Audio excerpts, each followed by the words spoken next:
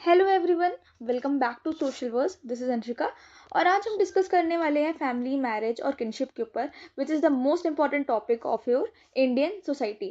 ठीक है, इसमें हम लोग पहले समझेंगे कि फैमिलीज के टाइप्स क्या होते हैं। देन हम समझेंगे कि फैमिली में डिक्लाइन क्यों देखने को मिल रहा है, क्या क्या कॉजेज हैं। फिर हम लोग मैरिज के टाइप्स देखेंगे।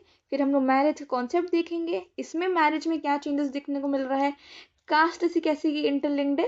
फिर किनशिप के टाइप्स और किनशिप का कॉन्सेप्ट हम लोग समझेंगे। सो बेसिकली ये वीडियो शायद थोड़ी लंबी हो जाए, सो प्लीज़ स्टे ट्यून। और अगर आपको इसके नोट्स चाहिएगा तो प्लीज़ कमेंट डाउन, मैं इसके नोट्स प्रोवाइड करा दूंगी। देखो, इंडिया में पहले जॉइंट फैमिली बहुत ही प्रेविलेंट था। जॉइंट फैमिली सिस्टम यानी ऐसे सिस्टम जहाँ पे grandparents, parents, children, uncle aunt सब एक साथ एक ही घर में रहते हो, एक ही कॉमन किचन हो, एक ही घर में खाना खाते हो, एक ही घर में सब कुछ बनता हो, that is joint family. But हम जब न्यूक्लियर फैमिलीज की बात करते हैं, उस फैमिलीज में सिर्फ पेरेंट्स और चिल्ड्रन देखने को मिलता है। अब इसी के बारे में हम पढ़ेंगे, इसमें के बीच में एक फैमिली और आती है, डेट इज एक्सटेंडेड फैमिली। इसके बारे में हम लोग थोड़ा समझेंगे और जॉइंट फैमिली से न्यूक्लियर फैमिली में कैसे जा रहे हैं उसके कॉज को समझने का काम हम लोग करेंगे। देखो, पहली बात, फैमिली होती क्या है। फैमिली एक बहुत ही बेसिक सोशल इंस्टीट्यूशंस हैं जो हमारे नीड्स को पूरा कर रही है।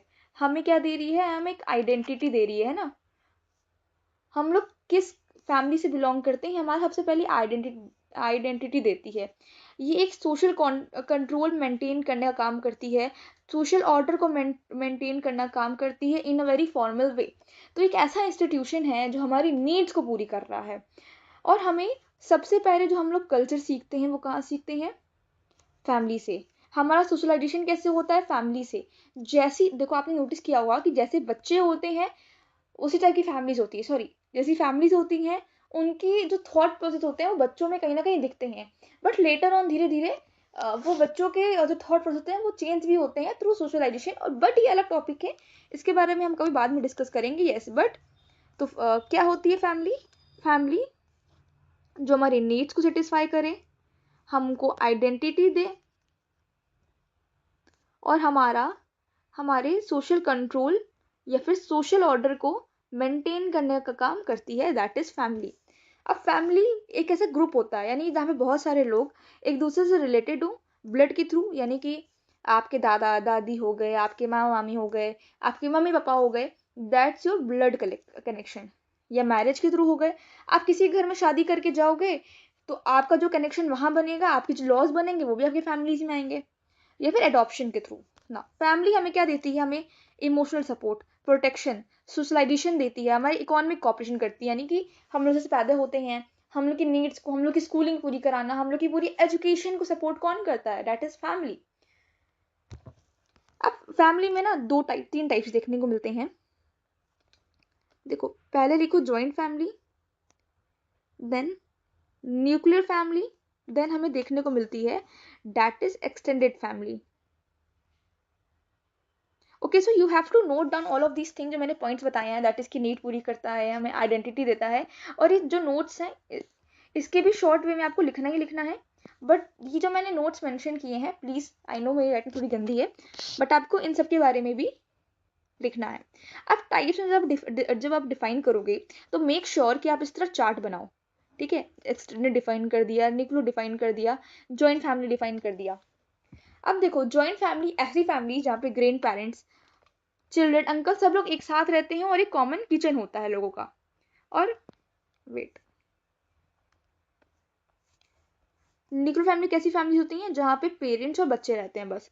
और एक्सटेंडेड फैमिली ऐसी फैमिली जहाँ पे जो बहुत सारे क्लोज रिलेटिव्स कनेक्टेड होते हैं सोशली, यानी कि कनेक्शन, एक साथ एक घर में नहीं रह रहे हैं बट इन्हें कहीं ना कहीं कनेक्शन है। फॉर एग्जाम्पल, आपके चाचा चाची, मामा मामी आपके एक बिल्डिंग्स में रह रहे हो, या फिर आप किसी दूसरे शहर में किसी रीजन से पढ़ने आ रहे हो, नौकरी ले रहे हो, लेकिन आपके गांव में एक फैमिली है, आप एंड में उसी फैमिली में रहोगे, that is called extended family.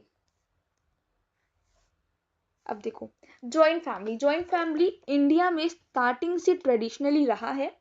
यहाँ के जो मेंबर्स हैं दे शेयर कॉमन प्रॉपर्टी, उनकी प्रॉपर्टी सेम होती है, इनकम, किचन, रिस्पॉन्सिबिलिटी सब ये लोग शेयर करते हैं। ठीक है, सब कुछ कॉमन होता है। इसमें क्या होता है, एक हेड होता है जो सब कुछ कंट्रोल करते हैं। हेड ऑफ फैमिली जो हमारे ग्रैंड पेरेंट्स हो गए या हमारे जो एल्डर्स होते हैं, अगर ग्रैंड पेरेंट्स नहीं हो तो वो देखते हैं सब, है ना, सब इनकी मर्जी से ही होता है। और ये मोस्टली ना देखो आज के टाइम पे ये डिक्लाइन हो गया है जॉइंट फैमिली। आज के टाइम पे बहुत कम जगह पे हमें जॉइंट फैमिली सिस्टम देखने को मिल रहा है, बट रूरल एरियाज में ये बहुत ज़्यादा प्रेवलेंट है ना। इसमें क्या होता है कि यूजुअली हम लोग बड़ों की रिस्पेक्ट बहुत ज़्यादा करते हैं, जो बड़े बोलते हैं वही होता है। जॉइंट फैमिली हमें एक इकोनॉमिक सिक्योरिटी, इमोशनल सपोर्ट देती है। देखो अब बेसिकली अगर मान लो कोई फैमिली में कोई बाहर काम कर रहा है, देखो रूरल एरियाज में यही होता है ना, बेसिकली जो वुमेन्स होती हैं वो कहीं ना कहीं फील्ड वर्क करती हैं।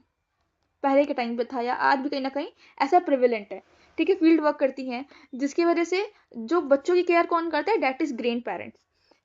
सो they help in child care, traditions को प्रिजर्व करने में बहुत ही हेल्पफुल करती है कि हमारे कल्चर को, क्योंकि हम लोग क्या हो रहे हैं आज मॉडर्नाइज्ड हो रहे हैं, हम लोग के ऊपर वेस्टर्न कल्चर का इतना इम्पैक्ट पड़ रहा है हमारे जनरेशन में, कि हम लोग अपने ट्रेडिशंस को फॉलो कम कर रहे हैं, हम लोग उनसे इंस्पायर हो रहे हैं जिनको हम लोग देख रहे हैं, जिनको हमें लग रहा है कि हाँ ये चीज़ें अच्छी हैं।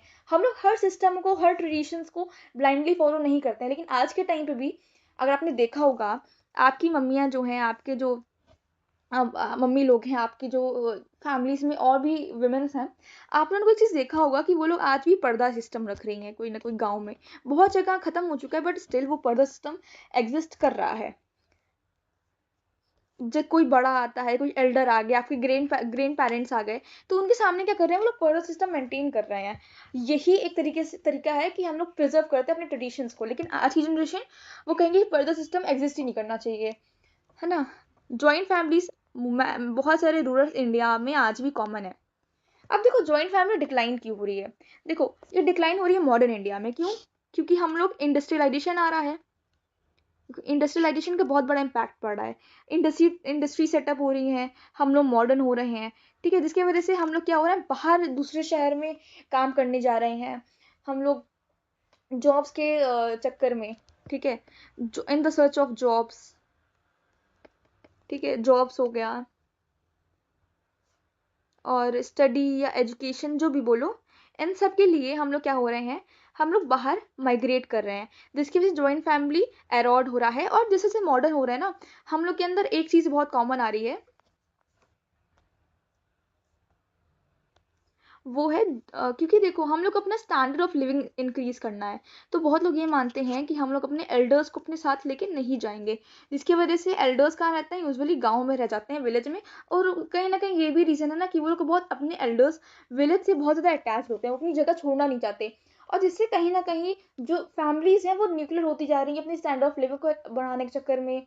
मॉडर्न टाइम्स में बहुत ही क्लैशेस हो रहे हैं, इंडिविजुअलिज्म इतना ज़्यादा ग्रोथ हो रहा है, जिसकी वजह से लोग प्राइवेसी कंसर्न बहुत मैटर कर रहे हैं, जिसकी वजह से लोग न्यूक्लियर फैमिली ज़्यादा मान रहे हैं, क्योंकि आजकल की जनरेशन में ये चीज़ ज़रा देखने को मिला कि प्राइवेसी हमारे लिए मैटर करता है, क्योंकि अगर जॉइंट फैमिली है तो प्राइवेसी नहीं रहेगी, ऐसा लोग मानते हैं, ठीक है। Urbanisation, migration, these are the major cause जिसकी वजह से जॉइंट फैमिली डिक्लाइन हो रही है। पीपल जॉब्स एंड एजुकेशन के लिए सिटीज में मूव हो रहे हैं, माइग्रेट कर रहे हैं, जिसकी वजह से फैमिली कॉन्फ्लिक्ट बढ़ रहा है, फाइनेंशियल प्रेशर बढ़ रहा है, जिसकी वजह से जॉइंट फैमिलीज कम हो रही हैं, लोग न्यूक्लियर फैमिलीज में रहना पसंद कर रहे हैं। और एट द सेम टाइम जो एल्डर्स हैं वो आइसोलेट भी फील कर रहे हैं, ठीक है, एल्डर्स डिपेंड होना पड़ रहा है। और ऐसे धीमे धीमे जब ये डिक्लाइन होता है तो न्यूक्लियर फैमिलीज का राइज होता है। देखो न्यूक्लियर फैमिली में कौन रहता है, parent, children. Smaller houses in cities encourage nuclear families को इनकरेज करती है। मॉडर्न कपल्स के इंडिपेंडेंसी, प्राइवेसी चाहिए भी, क्यों? क्योंकि इंडिविजुअलिज्म के लिए, जिसकी वजह से वो न्यूक्लियर फैमिली प्रेफर करते हैं। न्यूक्लियर फैमिलीज में क्या हो रहा है कि डिसीजन मेकिंग बहुत ही क्विक हो रहा है। अब जो भी है इमोशनल सपोर्ट क्या होती है यहाँ पे वीकर बन जा रही है, क्यों? क्योंकि भाई जब वो कम है ना, ये है डिक्लाइन। अगर आपसे बोले कि आपको जॉइंट फैमिली मैरिजेस में डिक्लाइन भी एक्सप्लेन करना है, तो डिक्लाइन होगा, और साथ ही साथ आपको एक्सप्लेन करना है कि न्यूक्लियर फैमिली राइज कैसे होगा। ये दोनों ही इंटरकनेक्टेड टॉपिक्स हैं, और यहाँ पे आपको कुछ वर्ड्स मेंशन करने हैं, कुछ की वर्ड्स के बारे में मैं बता दूं आपको। That is urbanisation, industrialisation, modernisation और वेस्टर्नाइजेशन, ठीक है। अब ये मॉडर्नाइजेशन और वेस्टर्नाइजेशन कैसे आ रहा है? ब्रिटेन से या फिर ब्रिटिश इन्फ्लुएंस की वजह से आ रहा है, ये आपको जरूर मेंशन करना है। मैंने अपने लास्ट वीडियो में भी ये डिस्कस किया था आपसे कि आपको इंडस्ट्रियलाइजेशन, अर्बनाइजेशन और मॉडर्नाइजेशन, वेस्टर्नाइजेशन जैसे कॉन्सेप्ट क्लियर होने चाहिए, इसका इंडिया में भी पता होना चाहिए। इससे क्या होगा, जो आपके कॉन्सेप्ट है इंडियन सोसाइटी के, वो बहुत ही जल्दी क्लियर हो जाएंगे। बहुत ही जल्दी आपको हर एक टॉपिक्स को आप बहुत इजीली लिख सकते हो अपने एग्जाम्स में। अब मैंने बात की थी ना कि एक टॉपिक और आता है, दैट इज एक्सटेंडेड मैंने बात करी, जो न्यूक्लियर और जॉइंट के बीच में आता है, कि लोग साथ रहते हैं, लोगों कनेक्शंस होते हैं, लोग एकदम अलग रहना नहीं पसंद करते, एक ही घर में लोग अलग अलग बिल्डिंग्स में रह रहे हैं, that is a extended family. अब आते हैं मीनिंग ऑफ मैरिज पे। देखो मैरिज क्या होती है, हम सबको पता है, हम लोग कहते हैं शादी शादी, और इंडियन सोसाइटी में शादी एक तरीके से एक रिचुअल माना गया है, एक ट्रेडिशंस माना गया है। बाकी कल्चर्स में अगर हम लोग मुस्लिम्स की बात कर रहे हैं या हम लोग क्रिश्चियंस की बात कर रहे हैं, तो वहां पे मैरिज को एक कॉन्ट्रैक्ट देखा गया है दो लोगों के बीच में। But in Hinduism, in our culture, marriage is just not a contract, ठीक है, ट्रेडिशंस हैं। हम लोग थोड़ा सा अपना, और ये चीज़ें मैरिज के बारे में हम हिंदुइज्म में ऋग्वेद में मेंशन किया गया है, बहुत सारे हाइम्स मेंशन किए गए हैं ऋग्वेद में, बहुत सारे वेदास में, पुराण वगैरह में लिखे गए हैं कि मैरिजेस के रूल्स क्या क्या होते हैं, कैसी मैरिज होती हैं, ठीक है। अब एक क्वेश्चन मुझे आपसे पूछना है कि 8 टाइप्स ऑफ मैरिज कौन से बुक में मेंशन है हिंदू के, और उसमें से कौन सी कितनी मैरिज अच्छी होती हैं और कौन सी मैरिजेस अच्छी नहीं होती हैं। और मैं बता दूं, ये जो कॉन्सेप्ट है ये आपके क्लास 12th की हिस्ट्री में पढ़ाया गया होगा, और अगर आपको नहीं पता है तो आप इसके बारे में थोड़ा सा पढ़ लेना, और आप जब इंट्रोडक्शन दे रहे हो अपने बारे उसमें मैरिज के ऊपर, आप थोड़ा सा इस चीज़ को मेंशन कर सकते हो ना। मैरिज एक सोशली अप्रूव्ड रिलेशनशिप होता है, यानी एक सेक्सुअल रिलेशनशिप, जब सोसाइटी उसको एक्नॉलेज कर रही है कि हाँ ये कपल अब एक साथ रह सकता है, दैट इज कॉल्ड मैरिज, है ना। कि अब लेजिटिमेटली आप अपनी जनरेशन्स को कंटिन्यू कर सकते हो थ्रू मैरिज। इसमें क्या है, ये फैमिली क्रिएट करता है, हमारी सोशल लाइफ को रेगुलेट करता है। मैरिज हमें कंपेनियनशिप देता है, हमें इमोशनल सपोर्ट देता है, रिप्रोडक्शन में हेल्प करता है ना, हमारी जनरेशन बढ़ रही है। अब बच्चों के सोशलाइजेशन में भी हेल्प करता है, फैमिली को जनरेट करता है। अगर मैरिज ना हो, फैमिली आगे नहीं बढ़ेगी, ठीक है। अगर फैमिली ना हो तो किनशिप नहीं होगा, इससे क्या होगा, सोसाइटी का पूरा स्ट्रक्चर कोलैप्स कर जाएगा। सो मैरिज इज वेरी इंपॉर्टेंट। और जो कहते हैं ना कि मैं शादी नहीं करनी, मैं शादी नहीं करनी, तो उनको बताना कि मैरिज कितना जरूरी है हमारे लाइफ के लिए। अब मैरिज में बहुत टाइप्स आते हैं, पहले मैं टाइप्स बता दूं आप लोग को कि मैरिज में एंडोगेमी, एक्सोगेमी आ गया टाइप्स ऑफ मैरिज में। देन हमें देखने को मिलता है पॉलीगेमी। पॉलीगेमी में भी एक टाइप देखने को मिल रहा है, दैट इज सीरियल पॉलीगेमी। फिर एक टाइप आता है, सॉरी मैंने गलत बोल दिया, wait, that is not polygamy, that is monogamy. Monogamy का एक टाइप आता है सीरियल मोनोगेमी। फिर आता है पॉलीगेमी, और पॉलीगेमी के भी दो टाइप्स हैं, दैट इज पॉलीएंड्री, और दूसरा आ रहा है, वेट, पॉलीजिनी। वेट, इसमें जगह नहीं है, let me right it very clearly. तो दो टाइप्स कौन कौन सी होगी, देखो बहुत सारे टाइप्स हैं। जो हम लोग को मेनली पढ़ने होते हैं वो है मोनोगेमी, इसका एक टाइप आ गया serial monogamy. Endogamy, exogamy, polygamy and polyandry, इसका एक टाइप हो गया। और पॉलीजिनी, देखो समझते हैं। मोनोगेमी यानी कि एक टाइम पे एक हस्बैंड या वाइफ रख रहा हो, उसको मोनोगेमी कहते हैं, यानी एक हस्बैंड एक वाइफ, एक वाइफ एक हस्बैंड वाला concept, that is monogamy. Serial monogamy यानी कि एक इंसान के मल्टीपल ऑफ लाइफ पार्टनर्स हो सकते हैं, बट आफ्टर डिफरेंट टाइम में। सीरियल मोनोगेमी यानी कि किसी के हस्बैंड के डेथ होने के बाद, ठीक है। डेथ होने के बाद अगर कोई पार्टनर आ रहा है, दैट इज सीरियल मोनोगेमी, यानी कि एक एक टाइम पे एक ही पार्टनर है डेथ होने पे, ठीक है। विडो रीमैरिज के टाइम पे या divorce, separation, that is a cause of serial monogamy. अब एक और कॉन्सेप्ट यहाँ पे हमें देखने को मिलता है, ये डिवोर्स का रीजंस क्यों है, ये भी एक सोसाइटी के कॉन्सेप्ट में आता है। Then endogamy, exogamy. अब एंडोगेमी एक्सोगेमी समझते हैं पहले। देखो एंडोगेमी का ऐसी शादी जो आप अपने ही ग्रुप के अंदर करो, अपने ही कास्ट में, अपने ही ग्रुप में या अपने ही रिलीजन में शादी करते हो, that is endogamy. For example, आप अपने सेम कास्ट में शादी कर रहे हो, ठीक है, कोई ठाकुर है, राजपूत है, वो अपने राजपूत में शादी कर रहा है, वह कोई वैश्य है, अपने ही वैश्य में शादी कर रहा है, दैट इज एंडोगेमी। और ये बहुत ही प्रेवलेंट है और इसका कास्ट से बहुत अच्छा रिलेशन देखने को मिला है कि कास्ट में स्टार्टिंग से एक नोशन रहा है, notion of purity and pollution, जिसके वजह से एंडोगेमी बहुत ही प्रेवलेंट रहा है। और अगर जो एक्सोगेमी करेगा उसको गाँव निकाला दे देते थे, बट बहुत ही कम वो था। एक्सोगेमी का मतलब होता है that a person who is marrying outside of our group, अपने कास्ट के बाहर शादी करना, अपने गोत्र के बाहर। अब यहाँ पे भी कॉन्सेप्ट आता है दैट इज गोत्र। गोत्र पता ही होगा। अब देखो गोत्र के बारे में हम बहुत डिटेल में डिस्कस नहीं करेंगे, बट गोत्र का मतलब होता है कि देखो कास्ट होती है, कास्ट की भी गोत्र होती है अलग अलग, हर एक हर कास्ट की अपनी एक गोत्र होती है। या फिर अब देखो बहुत डिटेल एक्सप्लेनेशन नहीं देनी है मुझे, बट यस, गोत्र इज समथिंग कि लोग के गोत्र अलग होते हैं, सेम कास्ट में भी होने के बाद आपके गोत्र अलग हो सकते हैं। लोग ऐसा कहते हैं अगर आप सेम गोत्र के हो तो आप दूसरे के भाई बहन लगोगे, तो आप लोग सेम गोत्र में शादी नहीं कर सकते। और यूजुअली ये जो होता है ये अपर कास्ट हिंदूज में देखने को मिलता है, जो कि ब्राह्मण और क्षत्रियों में देखने को मिलता है।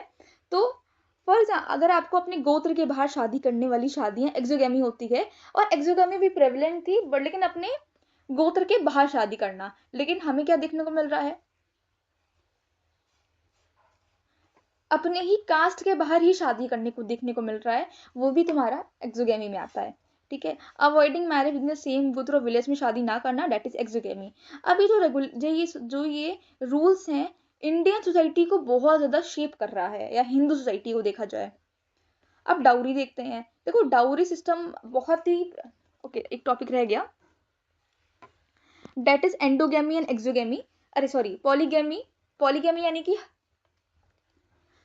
एक टाइम पे बहुत सारे हस्बैंड या बहुत सारे वाइफ्स होना, यानी एक टाइम पे at the same time a person having multiple of partner, that is polygamy. Polygamy further जाके डिवाइड होता है पॉलीजिनी में या पॉलीएंड्री में। देखो पॉलीजिनी का मतलब क्या है कि मेल के पास बहुत सारी वाइफ्स हैं। हिंदुइज्म में तो ये सारा कॉन्सेप्ट नहीं है। पॉलीएंड्री में भी man sorry a women having multiple of husbands, ये प्रेवलेंट है, लेकिन हमें मोस्टली पॉलीजिनी ज्यादा देखने को मिलता है। इसको डिफरेंस कैसे है, देखो अगर आपके में ड्राई आए समझ जाना फीमेल की बात हो रही है, जिनी की बात है दैट इज फॉर मेल, है ना, पॉलीजिनी एंड पॉलीएंड्री।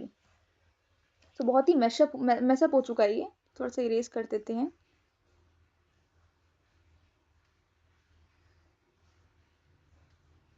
ठीक है चलो छोड़ो, पॉलीजिनी पॉलीएंड्री डेट इज समझ चुके हैं डिफरेंस क्या है। अब और मैरिज आती हैं जिनको हम लोग ग्रुप मैरिज कहते हैं, ये बहुत ही कम प्रेवलेंट है। ग्रुप मैरिज यूजुअली देखने को मिलती है हमें ट्राइबल एरियाज में। और कौन से ट्राइबल एरियाज में, ये आपको कमेंट करना है सर्च करके। देखो डाउरी, डाउरी हम सब जानते हैं दैट इज दहेज प्रथा। दहेज प्रथा क्या होता है, फाइनेंशियल बर्डन होता है, और ये पेट्रियार्की सोशल प्रेस्टीज से लिंक करते हैं कि अगर जिस इंसान में इतना दहेज मिल रहा है वो उतना ही अमीर है, और पेट्रियार्की से लिंक कर रहे हैं कि लोग दहेज लेते हैं। बट दहेज आज के टाइम पे डाउरी बैन हो चुकी है अंडर द एक्ट ऑफ 1961, ये आपको याद करना है, that is very important point for you. इससे क्या हो रहा है, डोमेस्टिक वायलेंस हरासमेंट देखने को मिल रहा है। अब देखो मैरिज और कास्ट कैसे लिंक्ड है, हमें एक्सोगेमी पर आज के टाइम पे ज्यादा प्रेवलेंट देखने को मिली, पहले भी थी बट आउटसाइड ऑफ योर गोत्र। आप आज के टाइम पे outside of your religion, outside of your cast में देखने को मिल रहा है। देखो कास्ट काफी ज्यादा इन्फ्लुएंस करता है मैरिज को हमारे ट्रेडिशनल इंडिया में, है ना। हम समझ चुके हैं कैसे, क्योंकि because of purity and pollution. देखो ये तुम्हारा क्या है, ये तुम्हारे कीवर्ड्स हैं, आपको ये मेंशन करने ही करने हैं। मोस्टली मैरिज क्या होते हैं, कास्ट एंडोगेमी होते हैं। इंटरकास्ट मैरिज पहले डिस्करेज करते थे लोग, नहीं फॉलो करते थे। क्यों? क्योंकि notion of purity and pollution की वजह से लोग हायरार्की में डिवाइडेड थे। लोग बोलते थे कि अगर हम अपने नीचे कास्ट में जाके शादी नहीं करेंगे। एजुकेशन एंड अर्बनाइजेशन की वजह से कास्ट रिस्ट्रिक्शंस को वीक हो रहा है, लोग अर्बनाइज हो रहे हैं, एनोनिमिटी बहुत ही ज्यादा बढ़ रही है। इंटरकास्ट मैरिजेस अर्बन इंडिया में इंक्रीज हो रहा है, बट रूरल एरियाज में आज भी देखो इंटरकास्ट मैरिज रूरल एरिया में भी हो रहा है, लेकिन ज्यादा प्रेवलेंट कहाँ पर है? अर्बन इंडिया में। अब देखो एंडोगेमी डिक्लाइन हो रही है। एंड डिक्लाइन होने का रीजन क्यों है? क्योंकि कास्ट भी स्लो डाउन हो रहा है ना, इसलिए हायर एजुकेशन एंड माइग्रेशन की वजह से लोग इंटरेक्ट कर रहे हैं, लोग यूजुअली लव मैरिज कर रहे हैं। Social media and modern lifestyle क्या कर रहा है? पर्सनल चॉइस को प्रमोट कर रहा है। Intercaste and inter religious marriage increase हो रही है, जो कि एक्सोगेमी इंक्रीज हो रही है, जिसके वजह से देखो इसकी क्या इंकरेज कर रहा है? सोशल इक्वलिटी, यानी कि अब यहाँ पे ना अगर देखो अगर ये डिक्लाइन हो रहा है, इसकी वजह से हमें थोड़ा बहुत डाउरी में भी डिक्लाइन देखने को मिल रहा है। स्टार्टिंग में डाउरी बहुत ही प्रेवलेंट थी, बट आज इतनी प्रेवलेंट नहीं है। अब हम आते हैं अपने लास्ट टॉपिक में, दैट इज किनशिप। देखो अब यहाँ ना बच्चे कंफ्यूज हो जाते हैं, अक्सर ये लोग लिखते हैं किंगशिप। किंगशिप बहुत अलग टॉपिक है। किंगशिप का मतलब होता है जो राजा रूल करता है, लेकिन हम यहाँ पे राजा से मतलब ही नहीं है, हम लोग किनशिप के बारे में पढ़ रहे हैं। किनशिप मतलब हिंदी में बोला जाए तो दैट इज नातेदारी या रिश्तेदार, जिसको हम लोग किंगशिप बोलते किनशिप बोलते हैं। किनशिप का मतलब ऐसे रिलेशनशिप जो आपकी ब्लड या मैरिज से कनेक्टेड हो। अब यहाँ पे दो टाइप के किनशिप आती है, एक होते हैं एफाइनल्स, एक आते हैं कॉन्सिग्यूएनल किनशिप। कॉन्जुगेनल किनशिप का मतलब क्या होता है? ऐसा जो आपके ब्लड रिलेशन से हो, आपकी मम्मी पापा, आपके बड़े पापा बड़ी मम्मी हो गए, आपके दादा दादी हो गए, दैट इज योर कॉन्सिग्यूएनल किन्स। और एफाइनल्स या फाइन ऐसे रिलेशन होते हैं जो आपके शादी के बाद जोड़ते हैं, आपके इन लॉज हो गए, ठीक है। एंड में ये लोग मिलकर बना रहे हैं, फैमिली बना रहे हैं। किनशिप हमें एक सोशल आइडेंटिटी और इमोशनल सपोर्ट देता है, और हमें सोशलाइज होने में बहुत हेल्पफुल करता है। तो बेसिकली किनशिप का भी बहुत इंपॉर्टेंट रोल है हमारे उसमें। अब हमें चेंजेस देखो देखने को मिल रहा है मॉडर्न इंडिया में, that is love marriage increase हो रही है, women education and employment rise हो रहा है, जिसकी वजह से हमें मैरिज में चेंज देखने को मिल रहा है, हमें पेट्रियार्की खत्म हो रही है। अब देखो मैरिज में भी हम लोग समझते हैं पेट्रियार्की, हमें सबको पता है, जहाँ पे मेल का डोमिनेशन हो। उसका उल्टा होता है मैट्रियार्की, ठीक है, जहाँ पे विमेन्स को राइट्स ना मिले। और पेट्रियार्की इज द फॉर्म जहाँ पे पैट्रीलिनियल सोसाइटी चलती है, और मैट्रियार्की में मैट्रीलिनियल सोसाइटी देखने को मिलती है, ठीक है। अब अगर आपको एक्सप्लेन करना है कि मैट्रीलिनियर और मैट्री लोकल सोसाइटी कैसे प्रेवलेंट है, तो ये मोस्टली मैट्रीलिनियल सोसाइटी प्रेवलेंट है mostly in north eastern India, north east में फेमस है। और आपको एग्जाम्पल खुद देना है, like you have to comment down कि कौन से ट्राइब्स हैं जो ये फॉलो करते हैं। इफ आपको नहीं पता है तो मेक श्योर आप उसको गूगल सर्च करो और देन कमेंट करना, एटलीस्ट दूसरों के लिए भी ईजी हो जाए।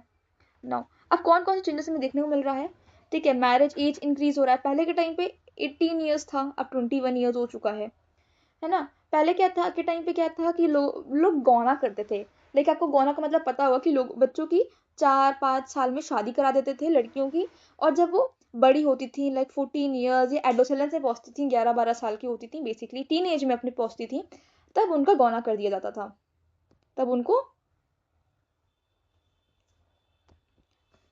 Then technology and social media influence partner selection. हम क्यों लव मैरिज बढ़ रही है? क्योंकि हम लोग आज टेक्नोलॉजी बढ़ रही है, लोग पढ़ रहे हैं, लोग इंटरेक्ट कर रहे हैं, सोशल मीडिया की वजह से हो रहा है। Dating apps and matrimonial websites आज के टाइम पे बहुत ही कॉमन बन चुका है। इन शॉर्ट हम ये कह सकते हैं कि family marriage and kinship are central institution of society. देखो ये कॉन्क्लूजन है, आप इसको इंट्रोडक्शन में भी लिख सकते हो। इंडियन सोसाइटी आज के टाइम पे चेंज हो रहा है, क्यों? मॉडर्नाइजेशन की वजह से। क्यों होता है modernization? That is because of industrialization. Both दोनों ही ट्विन कॉन्सेप्ट है, और ये बहुत अच्छा कॉन्सेप्ट है इंडियन सोसाइटी का। I will absolutely make another video, separate video बनाऊंगी जहाँ पे मैं डिस्कस करूंगी मॉडर्नाइजेशन के बारे में, देन अनदर चीज़ों के बारे में। जॉइंट फैमिली डिक्लाइन हो रही है, ठीक है, कास्ट कास्ट वीक हो रहा है जिसकी वजह से मैरिज भी वीक हो रही है। अरे sorry, marriage weak in the sense कि एक्सोगेमी देखने को मिल रहा है। पर्सनल चॉइस एंड फ्रेंडशिप क्या हो रही है, आज ज़्यादा इंपॉर्टेंट हो रही है। अब देखो फॉर्म्स ऑफ मैरिज के बारे में दिखा रहा है किस तरह से लोग प्रेवलेंट है। एंडोगेमी पहले था, एक्सोगेमी आज भी है but that is 60% around. Love marriage 60%, arrange marriage ज़्यादा देखने को मिल रही है। अब देखो, तो बेसिकली चैप्टर खत्म हो चुका है पूरा, और मैंने बहुत ही शॉर्ट वे में तीनों को एक्सप्लेन किया है, टाइप्स को मैंने एक्सप्लेन कर दिया है। और जब ये आंसर लिखोगे तो आप टाइप्स में लिखना, ये नहीं कि मेल डोमिनेशन सोसाइटी लिख रहे हो कि लीनेज मेन के थ्रू जा रही है, नहीं। आपको लिखना है, वो वर्ड को एक्सप्लेन करना है और साथ ही साथ उसको डिस्क्राइब भी करना है, जिसकी वजह से आपके आंसर्स और बड़े लग सकते हैं ना। अब हियर आर सम क्वेश्चंस जो मैं मे बी नेक्स्ट वीडियो में डिस्कस करूंगी। दैट इज, आपको फीचर्स बताने ज्वाइंट फैमिली के, कौन कौन से कॉजेस रहे हैं ज्वाइंट फैमिली के डिक्लाइन होने के, एंडोगेमी एक्सोगेमी में आपको डिफरेंशिएट करना है, कास्ट और मैरिज में क्या रिलेशन है, what are the cause and effects of dowry, क्या देखना, क्या रीजन है, that is patriarchy and social prestige. Effects क्या है, इफेक्ट देखने को मिल रहा है, यानी कि that is violence, divorce, separation. Kinship and explain it's type, दो टाइप हैं, अफाइनल्स एंड कॉन्सिग्यूएनल, ये आपको एक्सप्लेन करना है। अब changing on patterns of marriage, कैसे चेंज हो रहा है आपको एक्सप्लेन करना है। अब बेसिकली अभी देखो, ये क्वेश्चंस आपके इंपॉर्टेंट होते हैं फॉर क्लास 12th, आपके ऐसे क्वेश्चन जरूर आएंगे। एंड प्लीज मेक श्योर, अगर आपको वीडियो बहुत अच्छी लगी हो, डिटेल एक्सप्लेनेशन लगा हो, तो मेक श्योर कि आप मेरा चैनल सब्सक्राइब करो and please share to your all acquaintances and classmates